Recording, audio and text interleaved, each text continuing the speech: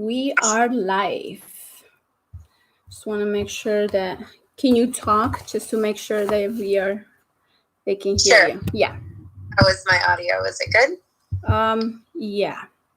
Okay. I want to make sure you have enough volume. Okay.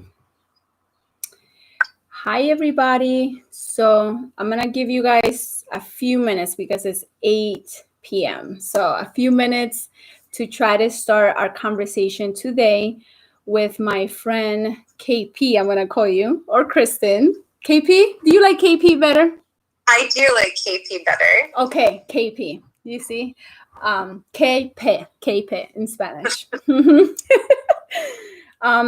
So I'm just going to wait a few seconds. We're going to have, we already have one person who's watching, so that's a good thing. But just waiting a few minutes, we're going to have a conversation with KP. We are two mothers who are trying to speak about our own experiences with racism and what is going on in the world today and how we can use our voice, our truth, and our experiences to encourage others to not only stand up for what it is that's going on, but also educate our own kids so that we can have a better future and our kids can have a better future. So I'm just going to give it a few more minutes. And for those who are just joining, my name is Rosa, or Miss Rosa, as most of you guys know me. I came from Guatemala, so I'm 100% Latina, 100% Guatemalteca. So a lot of my viewers know that. You guys know that I'm really passionate about health and fitness.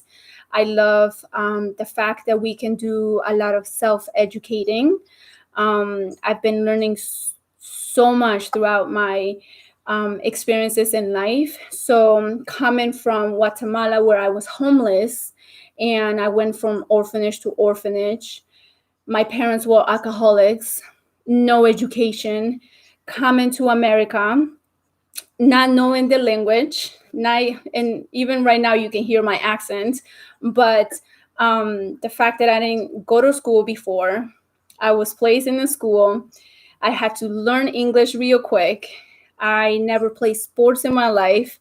I excelled in sports because I was just so happy at the fact that I had an opportunity in life that I know that many children are not able to have.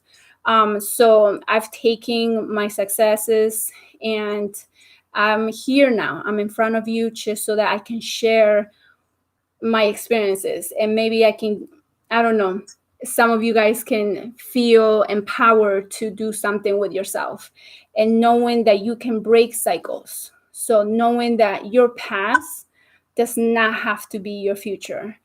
Your past does not have to determine who you are as an individual, and how sometimes you are raised at home also does not have to determine your future. If you decide that you want better for yourself and you want to make the world a better place because you are unique, you are different. Nobody can say there's another me, for sure. There's definitely not another Rosa. There's not another KP. Not at all. Okay. Maybe they're acting like it, but they're not.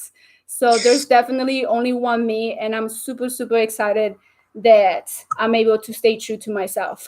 So with that said, a few minutes have gone by. So I want to start the conversation. So today we're just going to talk about the fact that what's going on in the world. You know, everybody has experienced COVID-19 and nobody knew that that was coming. Nobody also knew. Some of us were excited because I think that it gave us rest.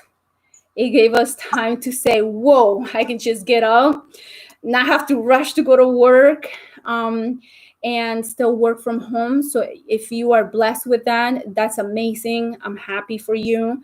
But I also understand that COVID-19 has hit so many families, so many people in the wrong way.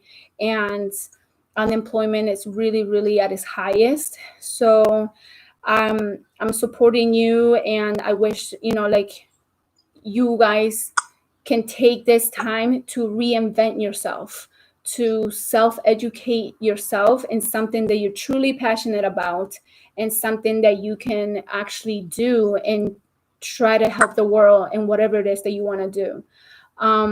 And with COVID-19, we all, and Memorial Weekend, we all heard and have seen at this time how George Floyd was murdered.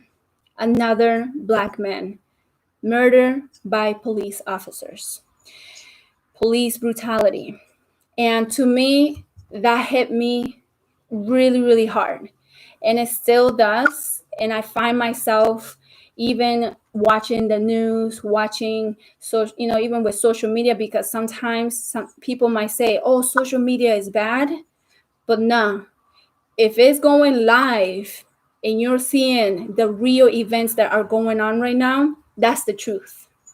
To me, that's the truth. That speaks more volume. When I see more police brutality with peaceful protesters just because they want to start a race war, it still gets to me, because it seems like the whole world with racism and everything, it's really huge topic. And I think that a lot of us don't know how to go about it, how to start talking about it, and how to even bring change. And I'm not acting like if I know everything, because I don't know.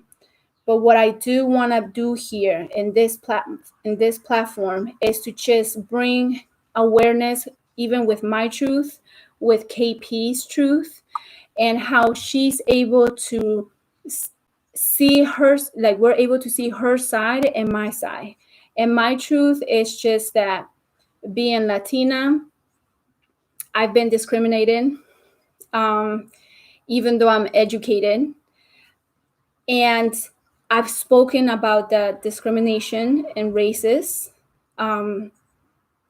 situations, comments, right? Shall we say that? And nothing was done, because I feel like I'm only one voice. And I noticed that if we are only one voice and we don't support each other, and we don't come together, and we don't all come together to make a change, and there's not enough complaints, and there's not enough written ups and people really standing up, then things are not going to change. So I would like to introduce you to KP, and I want her to just say, who she is. And then from there, we're going to just give you a few experiences of what it is that we're doing as moms, is a Latina person, and is herself. She is, I don't want to say her nationality or her race, because she's going to share that with you. So welcome, KP. We would like for you to share it, okay? Thank you, Rosa. Yes, so I know Rosa through the Zonta Club of Schenectady, which is an organization that promotes equality for women internationally. And so we're definitely like minds, that there are injustices that happen all over the place, like from your own backyard and sometimes even in your own home, all the way to places you may never visit or see. But that once you're aware of it, it's your responsibility to take a position and to try to make the world more equitable and just. So just to give a little background on me, I am a lifelong resident of Schenectady, New York. So unlike Rosa, be comfortable in my city. I call myself a city girl, but a small city girl. I'm the executive director of Albany Barn and Electric City Barn, which are creative arts incubators that are located in Albany, the Arbor Hill neighborhood, and Schenectady in the Hamilton Hill neighborhood. My educational background is in human and community services, and specifically in the human resources side of administration, but also I've done a lot in the way of case management and program development. And so I've worked in sort of a broad spectrum of human services. And 8 years ago, I became a mom. 8.5 years ago, I became a mom. And then I have another son who is 6. So I'm the mom of 2 boys. And it became clear to me very early on that being a European, white, American girl, and raising 2 of the again, European American white boys, that the world definitely opened itself up for my children with open arms in a way that, because of my professional experience and the experience of people of color and Black people and that I know, and I went to school in Northern New York, where there are Native reservations, and so I had some experience with those, the problems that exist in those communities because of racism, very long-standing racism and exclusion. So, as I came into my own as a mom and found my place and my role in motherhood, I think one of the things that has always been in the back of my mind is I'm responsible for 2 little boys, and I see grown men who are what my little boys will look like on TV all of the time, committing egregious acts, either in leadership of corporations or in leadership of government or in mass shootings, and people excuse it, and people make excuses and change the conversation so as to not put accountability to those actions. Those grown men look like my little boys will look. So as a mother, I take it very seriously that I have a role in what that next generation of grown white men look like. I have a question. So yeah. when you realize that your boys were given, you say that because of your education or maybe what it is that you're doing, give them more opportunity. But do you really, I think that maybe the way you're raising your kids now has to do something with maybe the way you was raised, do you think? And do you think that in your family, you did not see so much of responding to racism to the people that you were surrounded with or the people that you grew up with? And that's why you as a white person or Caucasian person, now you're saying, not just now, but when you became a parent, you say, I'm not going to raise my kids the way that I grew up. Is there any time in specific that you realized that you wanted to be different? Not specific to racism, but I do remember the moment that I knew that my parents and the generation before them were the people that they were, and that they grew up in a specific time and with a specific set of experiences, and their expectations of me were very much colored by that, but that I got to be my own person. I remember I was 22, and I won't get into the circumstances of it, but it was a tense moment in my life where I walked away feeling like they have chosen who they are as people, but I get to choose who I am as a person. And that's really when I started to become interested in, in kind of feminism and looking at because then I was in my own professional space and starting to feel like being a woman in very subtle ways was changing my experience. And so that's where it started. And then, you get into those spaces, and then I started to speak with people about the ways in which, white feminism in particular can actually be harmful to people of color and to Black women.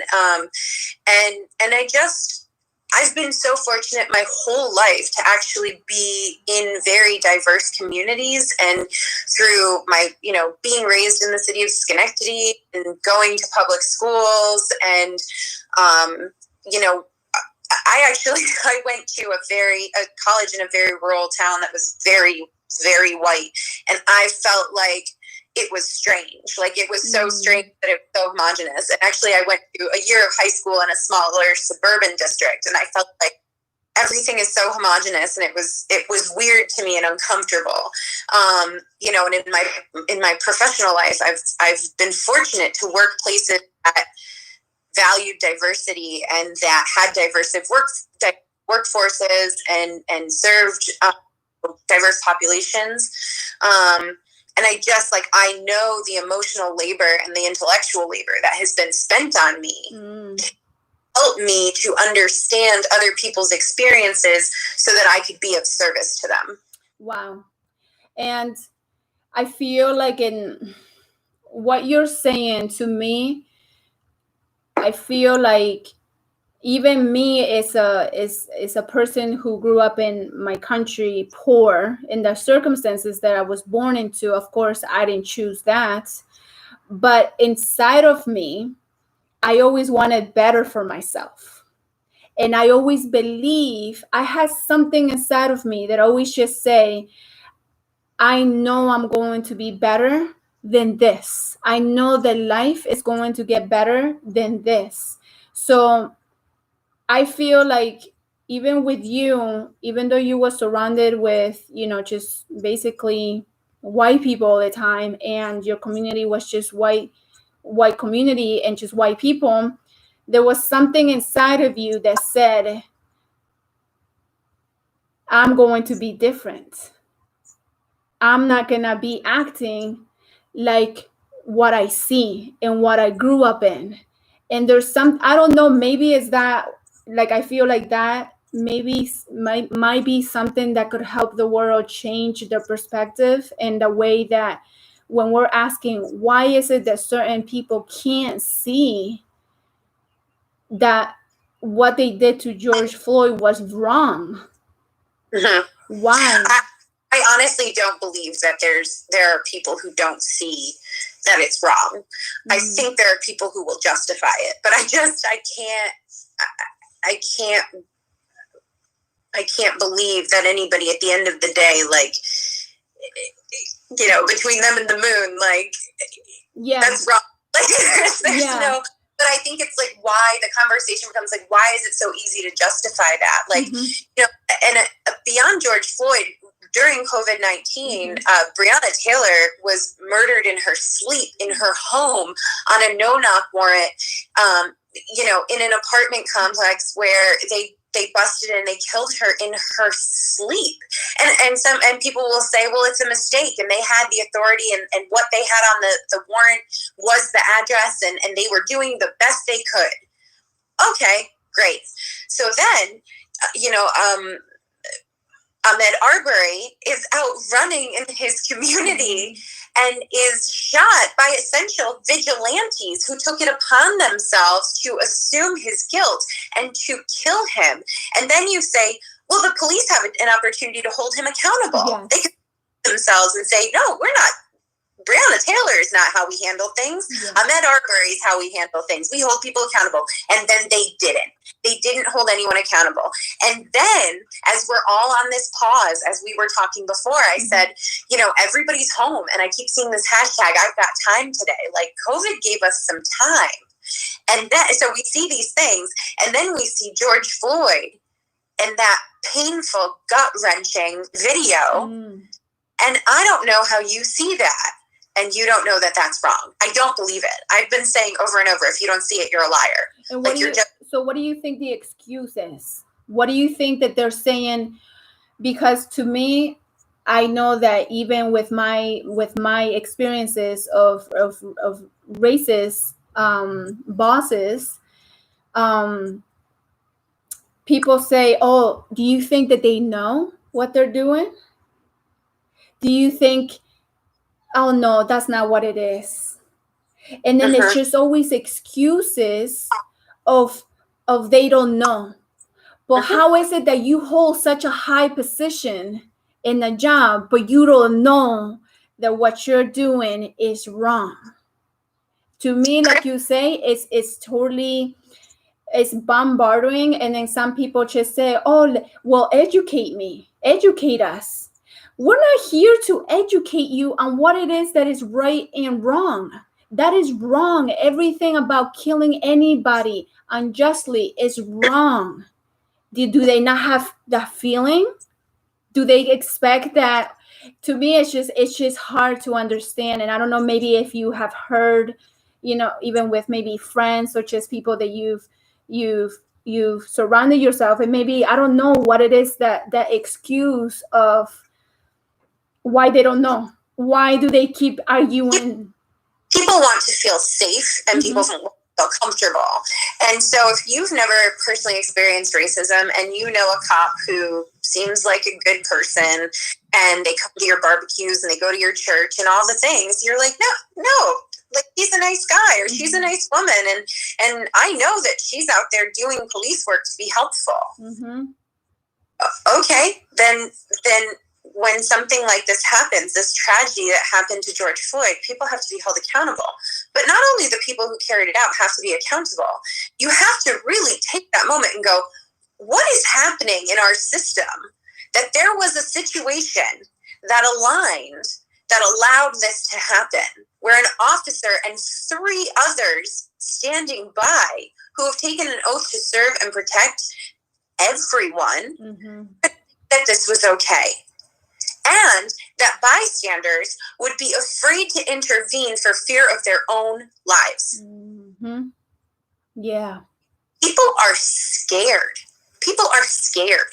That's not American, to fear authorities. But the people who aren't scared have had the luxury of always having the police be a comfort. They serve, they protect, they pulled me over and gave me a traffic ticket, but they apologized and told me I could get out of it if I wrote in. And my name comes out of the Bible. Yeah. There's a comfort that people desperately don't want to give up. And then there's the other thing that people feel guilt or shame, and then they feel like they shouldn't have to own that guilt or shame. And at the end of the day, you don't have to hold on to that guilt or shame. You should feel it for a minute, though. Yeah. You feel it for the minutes that you haven't taken time to reflect the experience of another person. And do you think that maybe that is a something that you're saying right now, like feeling that shame? Do you think that white people really think, or people that are racist, mostly white people who are racist against Black people, colored people, anybody else, and they think that they're superior, do you think that they're just afraid, not afraid, they just don't want to internalize that shame, that what they've been doing has been wrong because it's been done for years and years and years? The only reason we're even like having a conversation now, like I said, how is it a woman like me who came from a whole different country is able to think clearly and say there is something wrong in the system, where you have so many people who say they're American and they've been born in here and they know everything, how it should be and stuff like that. But that's the one thing you don't know, how to internalize that, hey, we were wrong. We are wrong. Let's get our shit together. Like, we cannot continue to do this. Let us look, because some people really don't like admitting they're wrong. Yeah, well, I think the thing of it is that there's a spectrum to, the outright unapologetic racist to the ally, right? And that spectrum includes at the farthest ends, people who acknowledge the power that they have because they're white and feel it's God-given or a birthright or being cultivated and earned. A lot of that's part of it. There are people who feel it's earned, that white people are more successful, in certain areas and systemically that we're able to navigate and achieve more and have more opportunity. There are people who feel that that's a fair measure of effort. And it's and there's piles and piles and piles of peer-reviewed research to support that it's not. But there are people who feel justified and like they earned or have a God-given superiority because of their race. And then there's everything in between, down up to the person who has acknowledged, I have been, indoctrinated with racism in every sphere of our society for my life, parents' life, my grandparents' life, and their grandparents' life, if your family has been here that many generations, and that it will be uncomfortable to unpack all of that and to really notice the ways in which, because we love to think that we're special and if we work hard we can do anything, right? When you start to unpack the ways in which you had head starts, people are afraid that it will discredit their accomplishments. And I don't think does. I don't think it discredits your accomplishment.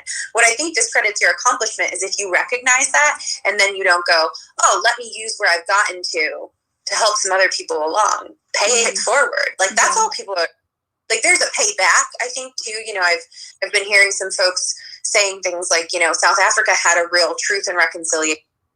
They sort of addressed their sin. This is a wrong done by American society and perpetuated, and racism has been able to be suppressed in certain and not be as overt. But the people who feel entitled to that power or who've gotten too comfortable in it have become very clever in the perpetuation of it and gathering, silent support for it. Yeah. And in getting people to believe that it's fair and just and equal, and that those who don't thrive and succeed are somehow less than, and it negates the accomplishments of the many, many, many successful Black people and people of color.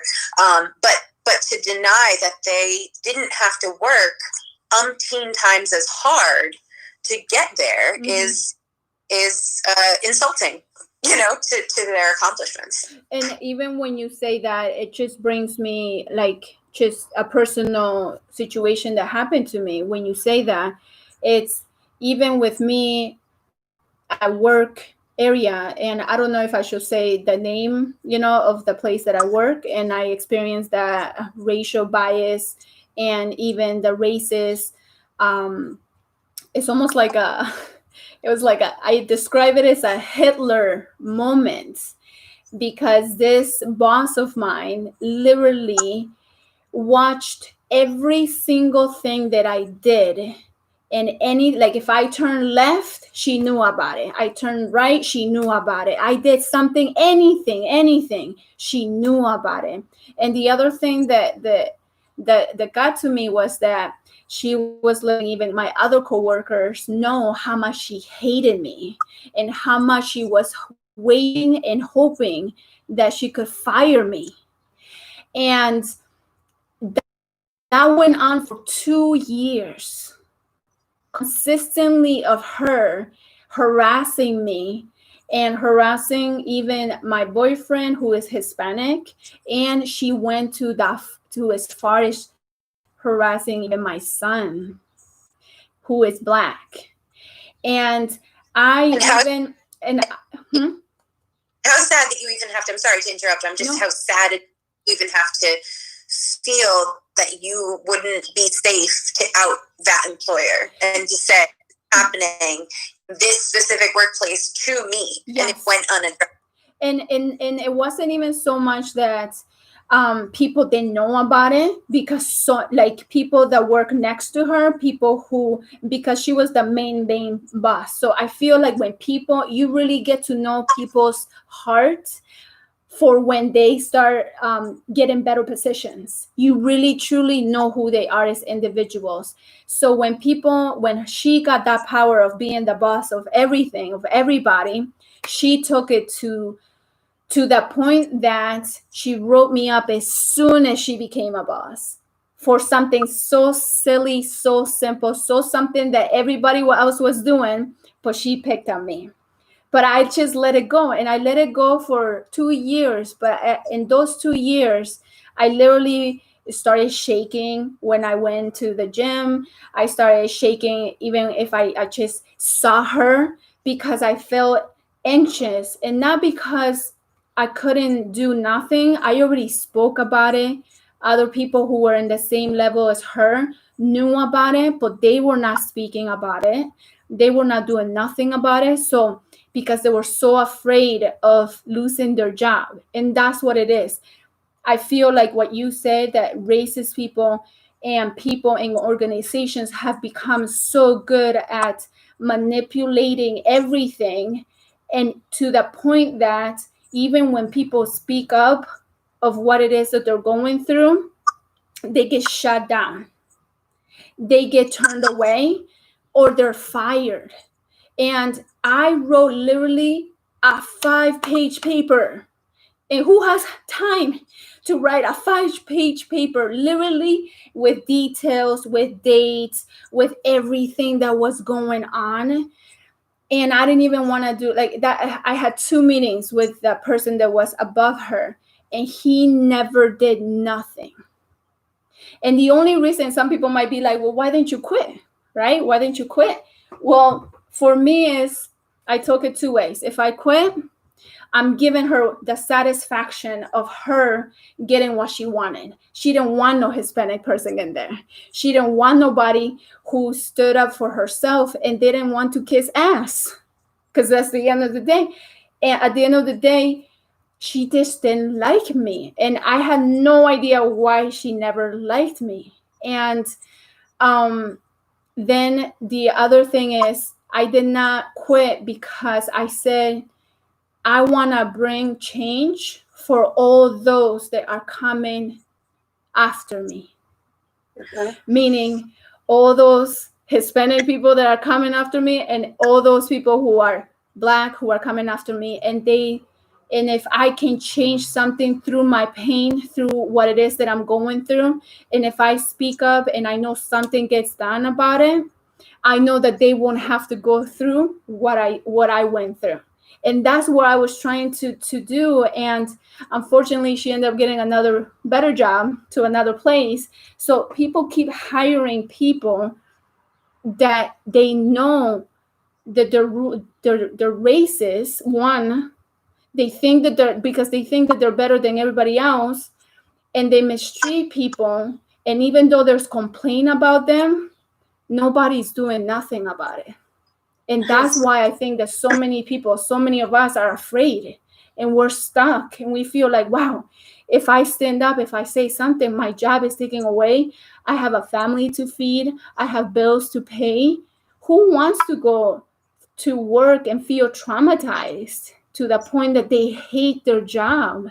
But they have to be there because, one, they need it, or two, they're not trying to give the satisfaction to these racist people. Mm-hmm. Yeah, one of the things that I've been seeing that is simultaneously disgusting and inspiring is a lot of people in positions of authority and in industries and roles that are of service to the public are expressing very racist and problematic thoughts openly via social media, and they're being called out on it. And I've also seen a lot of, I talked about the intellectual and emotional work and labor that white people get from Black people and people of color about their own oppression. I've seen a lot of, Black people calling on white allies and going, they're being problematic. Can you talk to them, tell them what's wrong about what they're doing? Like that tag team, that passing the baton and going this is happening. And for me to be here and explain it is traumatic. But I know somebody who has an understanding and has some level of competence, even though they don't have the experience of what that it feels like in firsthand trauma, to step in and to help alleviate that.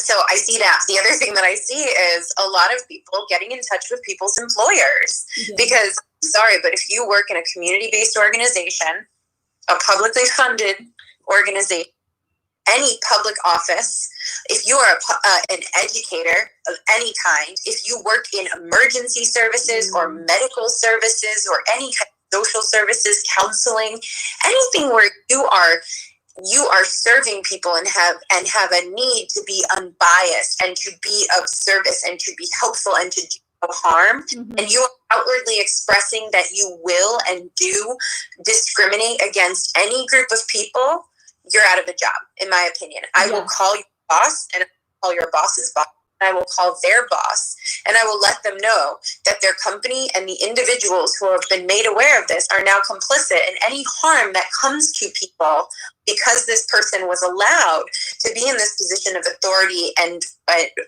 unfortunately, and service is what it should be. But a lot of these positions, people have power and authority over people. Yeah. Supposed to be in service, but that dynamic has drastically changed. And I left employment with an agency because I felt I was being asked to do things that were unethical, with and stipending it out to them because of choices that they were making. And I'm like, this is not my child. I'm here to provide resources and access and to guide and to listen and to support and to help. I'm not here to police and dole out money. Like it's not our role. We're not allowed, we shouldn't be telling people what to do or to restrict them in ways in which we have power over them, because there are other ways in which we don't have power to restrict them. It's manipulation and it's abuse of power. And I think people are calling that out, and people are saying, if you're a nurse and you're out here saying that you hope protesters get hurt, I don't want you being a nurse anymore. You know, if you're an educator, I don't want you being an educator. I don't want you in those professions because there's no room for it, because people are dying. At the end of the day, that's it. People are dying. And you know what? I just want to say thank you to you. Literally, just till now, like not till now, but the fact that you are an example of hope. Because if there is more people like you using your skin color, using your, whatever it is that people are, the idea of privilege, the idea of, we are better and stuff like that. The fact that you're standing up, the fact that you've been speaking about it, the fact that you have even left jobs because of unethical issues, to me, I thank you for that. And I think that there's maybe a lot of people who also like stand up, but then, they don't get noticed. And I just want to say that you are noticed, and that I think if we have more people like you, and we even had a president close to thinking like you, I think we will not be going through this situation too. And I know that this is such a huge topic and such a huge issue that is going to take years and years of work. But that's if people are really trying to change and really trying to be like digging deep inside and say, yes, you know what? I was wrong. And don't just do it for the moment. Don't just do it for the camera. Don't just do it because all of a sudden you're famous or you got names under you or whatever. Do it because it is the right thing to do. Do it because that's who you ultimately are. And yes, I believe in mistakes. I believe that people not knowing, from before, because I've self-educated myself so much that I know a lot of people around me don't think like I do. I think it's important to say too, because I know I've gotten so many private messages from people, other predominantly white women, but not exclusively. People who've said, you're making me uncomfortable. Please don't stop. We need to be uncomfortable. I'm trying to do better. I have questions. Thank you for being vocal. I don't know how to do that. So I just want to say, part of my privilege is the background that I've been able to have. I've been able to sit in a space totally unaware, like I said, until my sophomore year of college. I think I took a class about inequalities in education, and I read Unpacking the Knapsack of White Privilege, the Invisible Knapsack of White Privilege. And I was like, wow. totally like brain shift. And from there, it just like it kind of started happening. But so my whole upbringing, I had the privilege of sitting in my whiteness, unaware of it, and see, because of the community I grew up in, growing up in the city of Schenectady and seeing, you know, my schools, you know, the schools that I attended were very diverse. They're diverse economically and ethnically. And so I got to experience things that were different from the way that I was being raised. Like, I knew that people that I sat next to at school didn't live the same life that I did. Yeah. You know, but I never had to think about how that set me up for success, and some of those people wouldn't make it to graduation with me. Never have to think about that. But I had that experience so that when I got to thinking about it, when I did wake up and go like, what the, oh my God, like, I've been so blind to this. I had that experience. And again, I say I've the emotional and the intellectual labor that I have gotten from people of color since early childhood, like I'm talking second, third grade, like friends of mine telling me about experiences of racism or of, you know, at that point it was bullying, but now I see, you know, it is as, you know, that I've fumbled, I've said really stupid things, I have hurt people unintentionally along the way. I am in no way perfect, but I have listened, I have read a lot, you know, and you could drown yourself in information, so do it. If you don't believe what people are saying, go fact check it. And I'm not saying on the internet, I mean, go read some peer-reviewed research about when you systematically exclude people, and about the positive things that happen when you are intentional about including people. That's the of it, is that people are scared because they don't know what the other side looks like. There's research about it, and people have tried it within companies and communities and classrooms even. And that's why people have power in their immediate community to cause a shift in how we connect and how we do things. And there's tons of research that supports that if you are intentionally inclusive and diverse, and you create equity, that everybody ends up better. Yeah. Read it. Go read it. You don't have to listen to me. You can think I was called a moron today by some internet, and it hurt my feeling. But so much, right? It will change who you are. But go read it. Go read it. Don't go to Fox News. Don't go to CNN. Don't even listen to, like, you know, if you're not talking to somebody on the front lines organizing the movement, and you're not talking to people who have read peer-reviewed, like, credible information, and you haven't read credible information yourself, your opinion is not as valid as those who have. Yes. So hate yourself and then come with your argument. But I bet you won't have that you started with. So everybody heard that. If you don't want to listen to social media, you don't want to listen to me, you don't want to listen to our conversation because you think it's bogus or you think it's just another cry for whatever, go do your research. Go and read. Go and find out credible research about what it is that we're going through, and you will understand from there if you want to understand.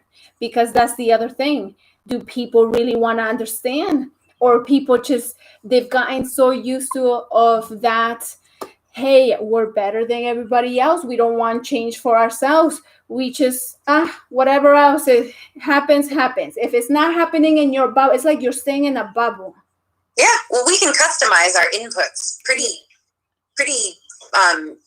narrowly. You know, we can choose to unfollow and unfriend and mute people out who think differently than we do. But I would challenge you to go and pick up a book that is, or a peer-reviewed article that tries to refute something that you believe. Yeah. And see for yourself and understand how those conclusions were drawn and where that information came from. But I mean, if you can't believe the lived experience of, I'm going to tell you, literally every Black person, every Indigenous person, and every person of color that I know Every one of them has an experience and has many, many, many experiences of overt racism, of microaggressions, of being judged before they had a chance to be the person that they are. Like, every single one. And they're not all lying. Yeah. Like, they're not all lying. Yeah. Like, there's no way. And it's literally so sad, because there is so much out there that will tell you the truth. How is it that I know the truth? How is it that I'm not blindsided either? Because even when I came here, and I'm going to use the same situation of when I came here from my country to America, I remember that in my country, I already, at such a young age, I already had that idea of being lighter was better. And because I was very, very poor, but anytime, like even in the orphanage, I always just saw a white man, you know, who had money, who came to make a difference, who came to adopt kids. And when I say even white men, I'm not saying like if you have a good intention, you have a good heart, and you white, that's fine. It's not about at the end of the day, it's not just about white and black or color. It's just the fact that racism and that white people have thought that they're superior, that they're better than my color, than people like me, for whatever else, for whatever reason. But when I remember in my country was that I saw so many white people who had money, who had the nice watch and everything, and they were the ones trying to help me. So then when I came here, I remember that everybody wanted to have my color skin. My hair, like the thickness of my hair, they wanted to look like me. And I even saw people tanning, and I'm like, that person looks orange. And it's a young person. I was just like, wow, they really like my color. And that's when I started noticing, like, wow, we are beautiful, we are unique, but depending on where you are or what your circumstances is, like even with me, I feel like having two different worlds to experience, it gave me that light and gave me that self-education too, and like seeing it for myself. So then I was like, yes, my color is beautiful. But then when I had my son, and he is black with locks, he already started experiencing, he's already a target for some adults already. And having that same adult pick and pick and pick and pick and pick at my son every single day, to me, I'm like, there's something wrong. There's something bigger than just my child doing something wrong, because every single day it was like, you did this. Oh, pull your zipper down because you don't have the right thing underneath. You're talking too loud. You're disrespecting. And in a voice that is like tyrant to a child. And, you know, he has already expressed to me, like, why is it that I always get picked on? Why is it? And not even like that. He gave it as an example. It was two of them of color and one white boy. She picked him. They were all doing the same thing. She picked him to get him in trouble. So like, I already see it. I already see the target of your color just being an issue in here. And in my country, it's more like a rich and poor, because it's a third world country. And if you're rich, you got money, you got houses, you got everything. If you're poor, it's like the poor is trying to survive. But for some reason, we want what the rich people have, but because we can't, we start judging ourselves. We start having divisions within us because we don't know what to do with that, you know? And that just frustrates me. That just makes me feel, ugh. Like if you're being chased by a bear in a group, like you don't have to be the fastest. And if you can't be the fastest, you have to be faster than one other person. Like, unfortunately, like that becomes the mentality when you're forced into a situation of just survival, because of oppression, because you see a group of people that has things that are so far beyond what you know, and you're constantly being told there's something wrong or less than or not good about the way that you are, while simultaneously seeing people absolutely just rip off your culture and then criminalize it, whitewash it and then criminalize it when you express that part of your culture in its truest form. It's the most psychologically damning and traumatic thing that you could do to people. Yeah. And we do it unapologetically, and we do it pervasively, and I think as a mother, I've had so many mothers of Black children, Black mothers, come to me and say, thank you for thinking about. I posted a story on my Facebook about my son when he was about 4 years old. His best friend was a Black boy, and it was around the time that Tamir Rice was shot and killed, murdered in the park for playing with a toy gun. A young boy doing something that every young boy does. Yeah. And we were going to the park one day, and my son asked to bring a toy gun, and I said no. And the reason that I said no, he asked me, he said, why not? I said, because someone might think it's a real gun, and a boy got shot in the park by a police officer because they thought he had a real gun. I know my son never getting shot. I know that. I'm so confident in that my son is not automatically going to be deemed a threat. My blue-eyed, freckle-faced kid. It's not happening. But his best friend has a mark on him already because of the color of his skin. He, earlier than my son, will be seen as a nuisance or a problem or a threat. Will be seen as a threat to people. And there are mothers preparing their children for that. And that is heartbreaking. It is something that I couldn't imagine having to do. So what I've done is tried to prepare my sons to be the best guards of people that may experience difficulties that they'll never be subjected to, that they be sensitive to those, that they be hyper aware of when those things are happening, when they're referenced that they haven't earned or deserve, when they're being recognized or chosen or included more than their peers. I want to be aware that that will happen to them, and I want them to know that they didn't earn that, and I want them to know that when that privilege is taken away from them, that they shouldn't be bitter, and they certainly shouldn't blame the people who had previously been excluded.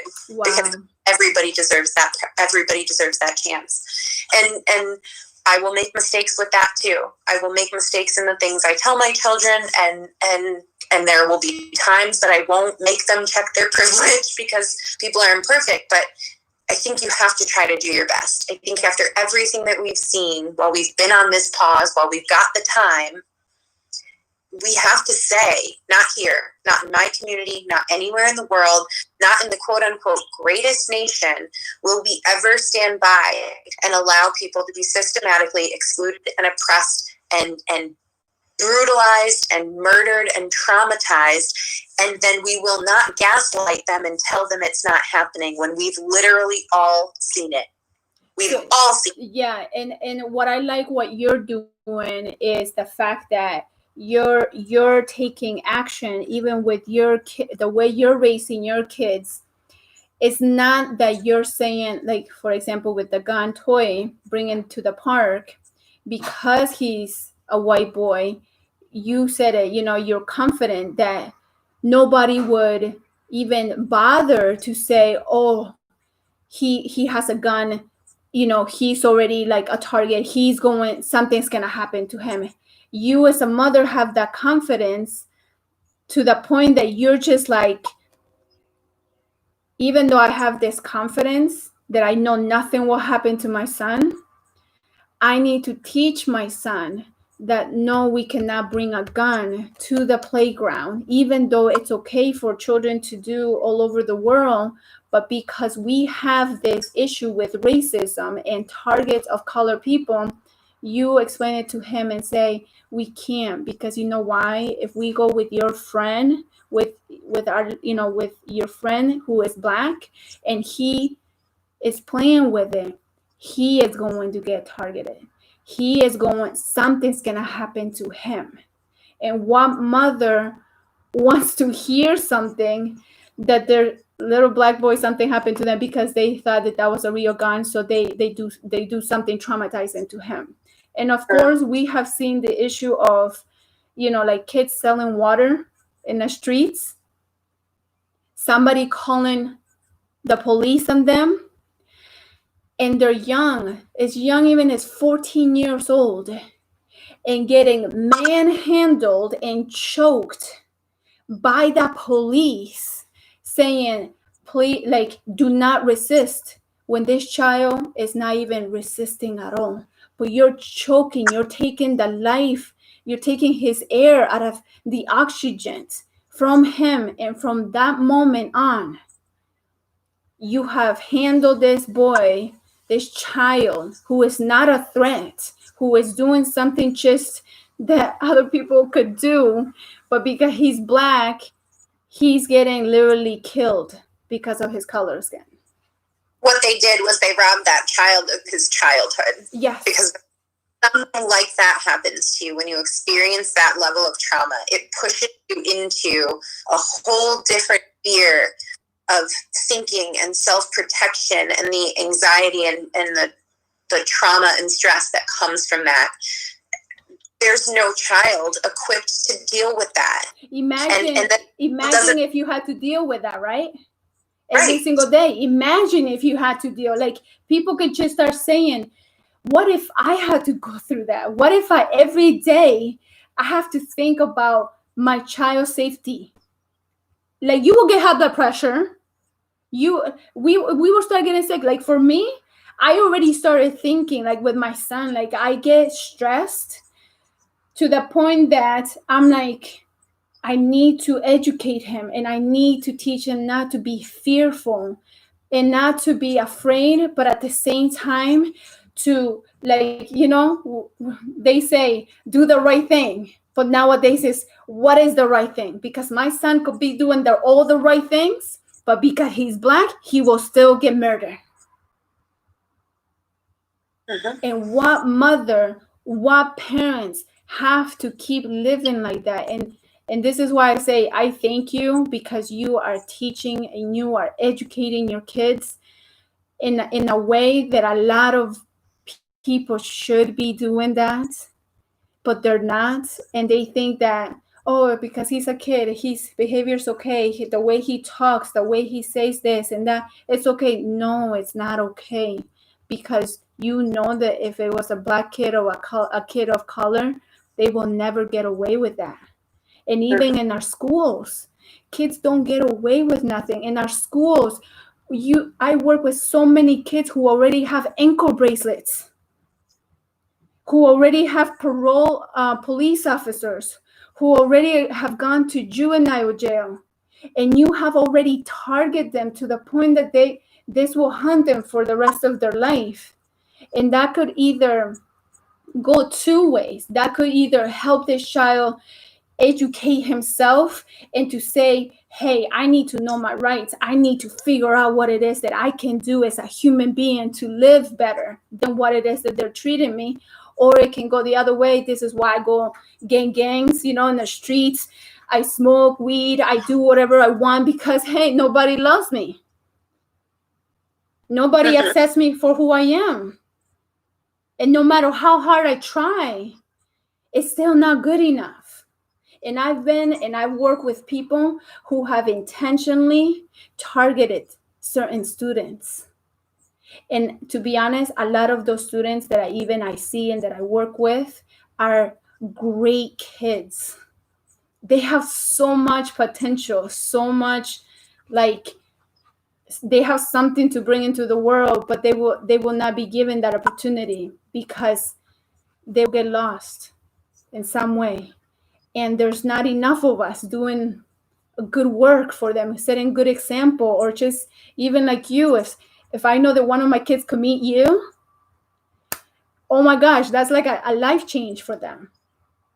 I love uniting with people who are like-minded people so that we can create a group, so that we can create a world, and we can increase the good in the world, because there's way too much bad, you know?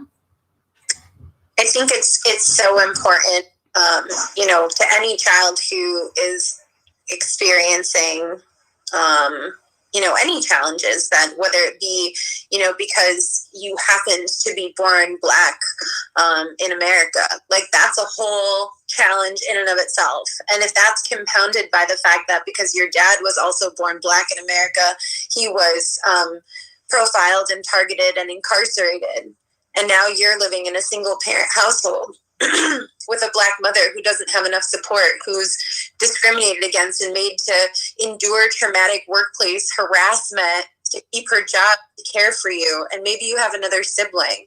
And now maybe in addition to being a student, you have to be a caretaker for your sibling and help out mom. And maybe mom's also taking care of grandma. Like, the more things that you stack on top, like, you really, especially with children, I don't think we do enough work or give enough consideration to just the monumental challenges that some children face before they even reach high school, that others won't experience until they are full-grown adults and have to care for their parents. And in a lot of cases, those parents will have built enough wealth that it won't be a burden for them to care for them. You know what? There's just such inequity, and it starts so young and it persists so long that, we really have to look at all levels of systems of our society and how they are rigged and exclusive and really traumatizing and detrimental to Black people, to Indigenous people, and people of color. I mean, we've not honored a single treaty made with the Indigenous people of this country. Yeah. We've been unapologetic about it. Yeah. Like, I have seen people say, "Oh, shut up, that was so long ago." Like, no, like, didn't honor that. Yeah. We have unapologetically oppressed people. There are people who are willing to admit that racism is real, and that Black people, people of color, Indigenous people, non-binary people, that all of these sort of non-conforming, like, white bread American folks, like, if you're outside of that, like, we all know you get a worse deal. Yeah. We wouldn't trade places with you. Yeah. We wouldn't trade places with you, but then we want to deny that has impact on people's ability to access opportunity. And I just don't understand how people can be so delusional. Wow, you really just said something that I didn't even think about.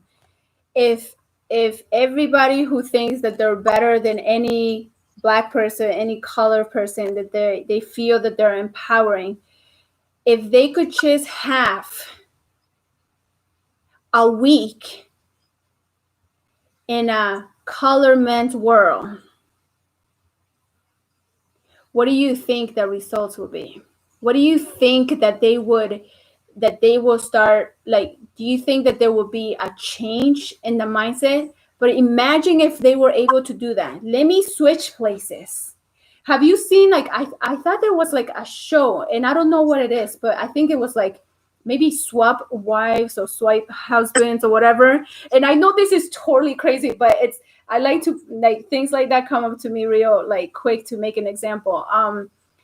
If you was to switch places, let's say we go and live in a place where we know that we will never live in because of violence, because of police brutality. Can you switch places? Can you live there for a week? There was a challenge among, I want to say it was senators, maybe, to live on the per day allocation for, like, Social Security or something like that. Uh-huh. It's like insane. Or, like, try to buy lunch with the allocation per child for school lunch and see what you come up with. You're going to be eating a honey bun and a 50-cent pop, like, yep. Yep. or a beef.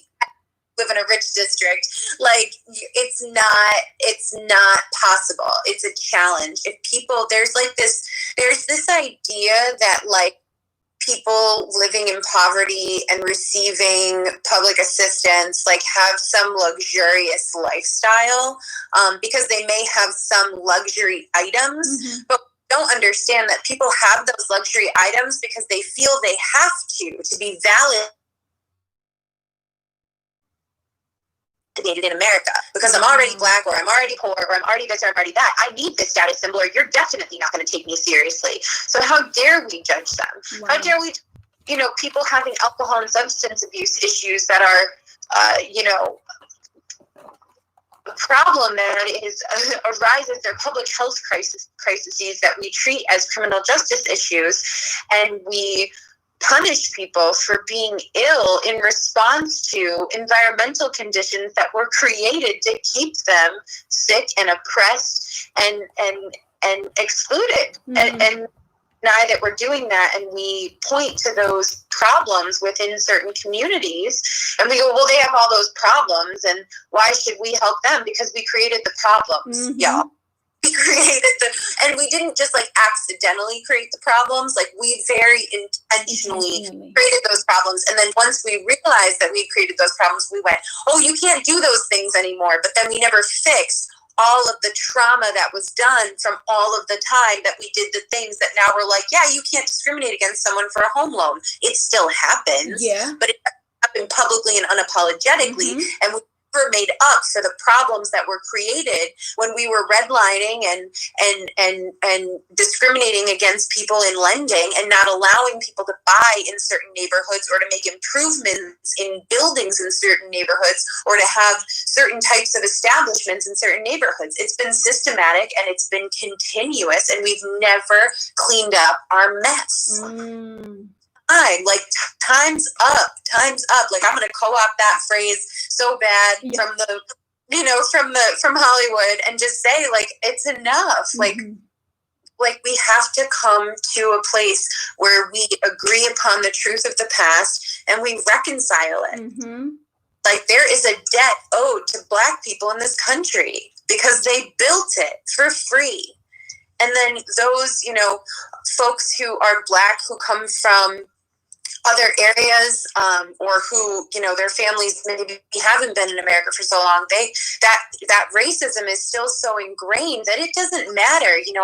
I've heard that point, like, oh, well, when, were your family, were they even slaves? Does that matter? Does that matter? Why are you even bringing that up? Like, I've seen so many attempts to shift the conversation some other thing, to some reason that racism isn't a problem. And it's like, why? Because we all know racism is a problem. Just stop pretending that it's not, because you're not cute. Nobody thinks it's cool. Like, you look dumb because it's very obvious that it's real, and you just look stupid, and you need to shut your mouth and open your ears and stay out of the way of progress. If you're not going to help, just stay out of the way. Yeah. Wow, you could have not said it any more like amazing like than that, and that's the truth. And people don't like to hear the truth, but that is the truth. So, what do you think from now on, and what it is that's going on? What do you think are, I want to say, the top 3 things that white people who think that they're better and that they're thinking that none of this stuff should be happening, and George Floyd's, that doesn't matter, because as you've seen, some kids have mocked, and there's pictures, the whole incident with George Floyd. What is it that you would ask people, Caucasian people, white people, the top 3 things that they need to start looking into, and really not, one, like you said, stop pretending, because pretending is just making you look really stupid. It's making you look like you're not educated. Like, you're telling me that a person who is an engineer or who has real estate or who is like very successful in everything in their life, you telling me you don't understand what's going on? Racism is not the tooth fairy or Santa Claus or a leprechaun. You don't get to believe in racism or not. It exists. It's a fact. Go read a book. Like, you can say you don't understand it. You can say, I don't understand how slavery has led to the continuation of oppression and economic and educational disadvantage and social disadvantage of Black people, Indigenous people, people of color. Mm-hmm. I don't know how our history has gotten us there. I thought we fixed this with the Civil Rights Act. You can say that. You can say you don't understand, but there are resources on resources on resources. Pick one up. Read it. Unpacking the Invisible Knapsack of White Privilege by Peggy McIntosh was written in 1988, and it is still so relevant. Or 100 ways in which, if you are white, you have privilege. They are all still completely relevant today. Read them. If you are a white person, you have not read that, read it. Because there's no way you will get to the end of that list and go, all right, okay, I see your point. And if you don't, you're willfully ignorant. And again, just get out of the way. I'm not trying to save you because we don't have time. Get out of the way. Yeah. Get out. But if you're somebody who's like, I know that Black people are getting a raw deal. I know that this is a problem, but I don't know why. I don't understand. I don't know how to fix it. Start there. Read that. And then ask questions. Don't ask your Black friends questions. Do not ask at this time for emotional and intellectual labor from Black people unless you're going to pay them for it. But, I've said this, I'm not perfect, but I have invested in being more knowledgeable and being more educated and in being a better person for everyone, and in being the best person that I can to leave the world better than I found it. And that's going to then you came into right.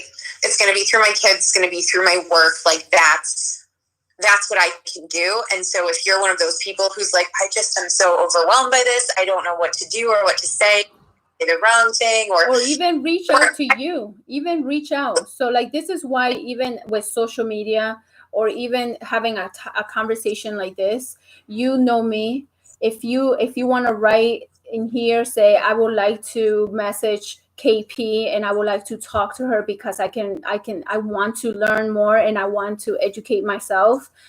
Go ahead. We are open to that because I'd rather have somebody say, yeah, we don't know. And I want to get to know somebody based on trying to change. And that's amazing to me. That means that your heart is open and you're ready.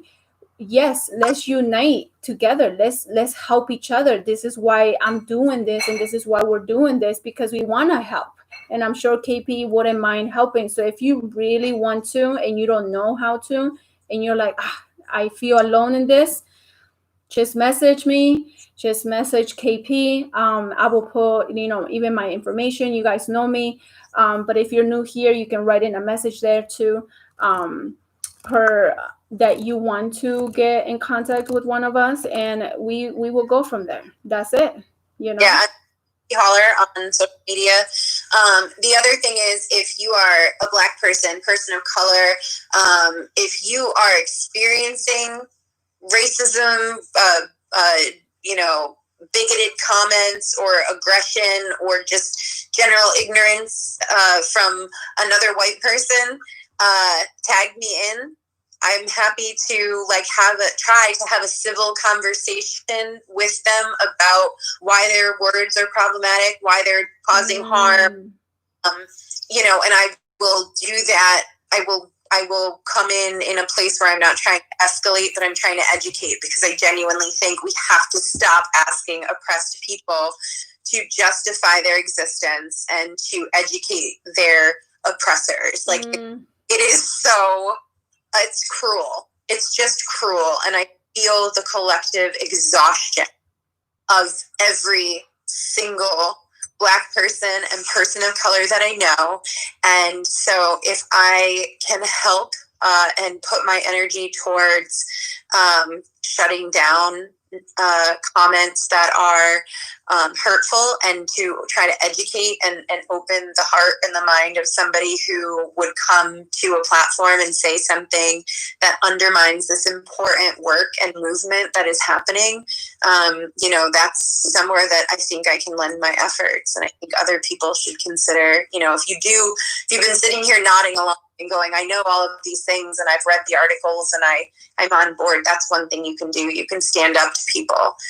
Don't be afraid to make people uncomfortable, because people of color are unsafe. They're not uncomfortable. They're unsafe. And I think we have to prioritize that over our own discomfort. Yeah. Wow. And you literally made it clear just now. It's not just feeling uncomfortable being Black or being of color or Hispanic. It's literally a life or death situation that we're dealing with. And that's more than just feeling uncomfortable. That's like literally every single day thinking about, is something going to happen to me if I get pulled over? Am I do I need to like have my phone with me to record just in case something's happening to me? Or like even when I go anywhere, I always let people that I know where I'm going just in case something happened to me. And even my son, if he goes anywhere, it's like I'm like, okay, let me know where you at, make sure you call me. Like it's always consistently. But I know some people have experienced worse situations than I have. And I know that even KP understands the situations that a lot of Black people have to go through. And thank you for even extending that, your help, because that really, I think that actually does something to people. I'm the type of person that I'm like, I wish I knew more people like this. I wish I knew I had somebody I could trust to just go and even vent with all of these different emotions that are going through, because they are difficult. Like this morning, I actually felt like crying because I'm like, I want to have change in this world, and I want to see more love and unity, even within our own communities, and even work with people who are willing to help us change the system, who are willing to say, this is enough. We're not going. We cannot turn back. I don't think that things will ever go back to normal the way things used to be. I think that people, hopefully, and I'm praying people have the courage to stand up, and also have people like KP standing up for us too and saying, yes, this is wrong, and we're gonna go as high as we have to make change happen, because I think that's what it is. I think it's unity will bring change. Separation and individual work, it makes it a little bit harder, I think. You know? So I thank you so much, KP, for what you're saying, because you literally say so much in such little time too. And I think you understand, like, even the stress, right? The emotional like effect that we feel, and that it's a heavy load, and it's not something that, if you're not willing to really understand it, you're not gonna go through it. Have you felt that heavy load because of the people that you really care about that are going through this?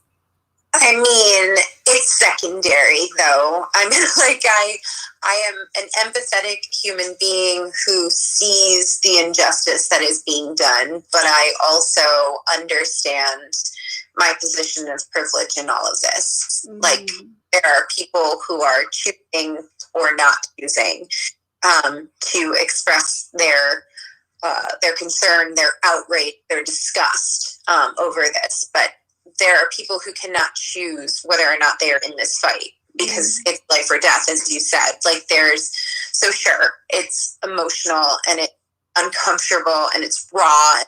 People that I love do really do and say really disappointing things, and I've had tough conversations, but I haven't been oppressed systematically, and I haven't been excluded from opportunity, and I haven't sent my sons out into the world fearing that they just because of what they look like, and so I'm not tapped out. I have energy for this. I have time for this. I will make this. And I think other people have to too. And if you want to cry, like, select your audience wisely for that. Yeah, for sure. And again, I just want to say thank you, and we will continue this work too. And I would love to, anything that you're doing, anything that we're doing, just support each other too, and just to bring more change. It's not even awareness anymore. Oh yeah. It's not awareness. It's Everybody not.